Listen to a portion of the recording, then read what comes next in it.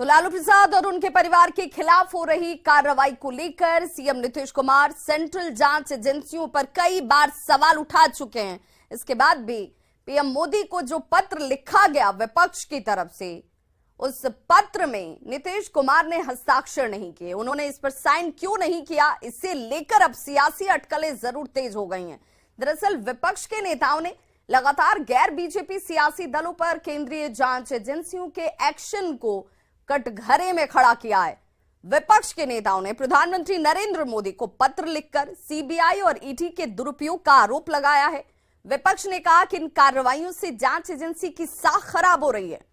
तृणमूल कांग्रेस के ममता बनर्जी, टीआरएस के चंद्रशेखर राव, आरजेडी के तेजस्वी प्रसाद यादव, शिवसेना यूबीटी के उद्धव ठाकरे की बात कर लीजिए, NCP chief Sharad Pawar, national conference के फारूक अब्दुल्ला, आम आदमी पार्टी से अरविंद केजरीवाल और भगवंत मान के साथ ही समाजवादी पार्टी के सुप्रीमो अखिलेश यादव के हस्ताक्षर जरूर हैं इस पत्र में।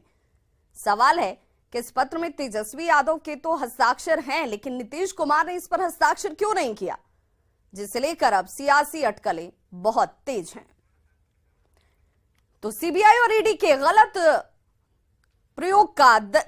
दुरुपयोग जिस तरीके से उसका किया जा रहा है, ये विपक्ष का आरोप है। और इसी को लेकर ये पत्र जो है प्रधानमंत्री नरेंद्र मोदी को लिखा गया कि दुरुपयोग किया जा रहा है इन जांच एजेंसियों का, साख खराब हो रही है और कहीं ना कहीं राजनीतिक तौर पर ये प्रेरित नजर आता है। इनमें जिन जिन लोगों की तरफ से हस्ताक्षर किए गए उनमें हवाला भी दिया गया है। देखिए वो ग्राफिक्स के जरिए आपके टीवी स्क्रीन पर भी इस वक्त कार्रवाई के समय से साफ है कि ये राजनीति से प्रेरित है। ये कहा गया है सरकार विपक्ष को खत्म कर देना चाहती है, ये आशंका और अंदेशा जाहिर किया गया है। ऐसा लगता है कि संघीय ढांचे के खिलाफ युद्ध छेड़ दिया गया हो।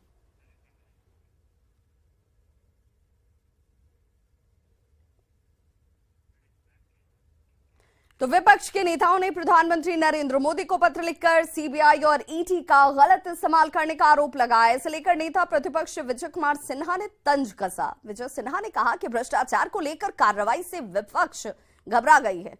साथ ही यह भी कहा कि संवैधानिक संस्था का अपमान ठीक नहीं है। भ्रष्टाचार के मामले में वही लोग इस पत्र में साइन किए हैं जो प्रत्यक्ष या अप्रत्यक्ष रूप से कहीं न कहीं उन पर इन संवैधानिक संस्था के द्वारा एक्शन लिया जा रहा है।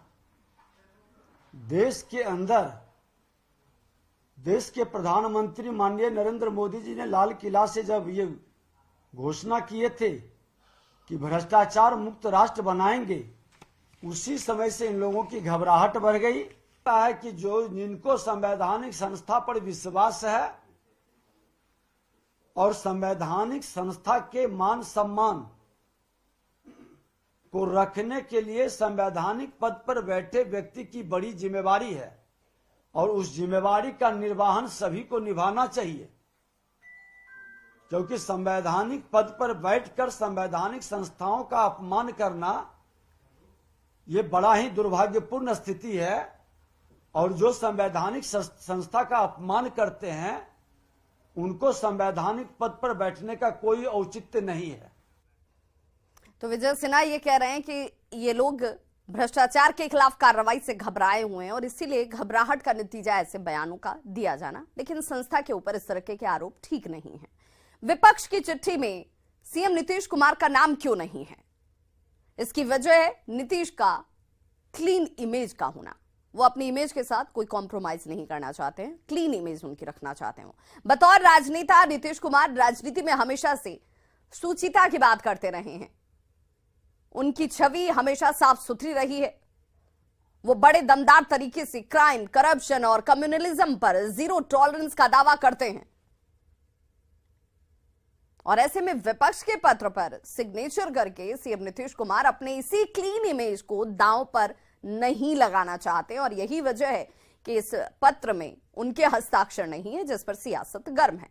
जेडीयू पर गंभीर आरोप नहीं लगे हैं अब तक। विपक्ष में अभी तक जेडीयू ही एकमात्र ऐसी पार्टी है जिसके कोई भी बड़े नेता सेंट्रल एजेंसी के रडार पर नहीं है।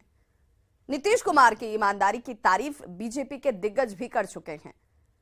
न बचाते न फंसाते हैं। नीतीश कुमार अक्सर इस बात पर जोर देते हैं कि वो ना किसी को बचाने जाते हैं और ना ही किसी को फंसाने।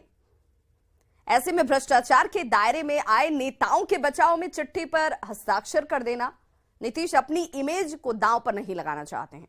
जिन नेताओं को लेकर पीएम मोदी को चिट्ठी लिखी गई है, उन सभी का मामला इस वक्त कोर्ट में है और नीतीश नहीं चाहते हैं कि मामले में दखल देकर अपनी वो किरकिरी करवाएं। भ्रष्टाचार पर जीरो टॉलरेंस उनकी हमेशा से रही। भ्रष्टाचार के खिलाफ नीतीश सरकार की जीरो टॉलरेंस वाली नीति है।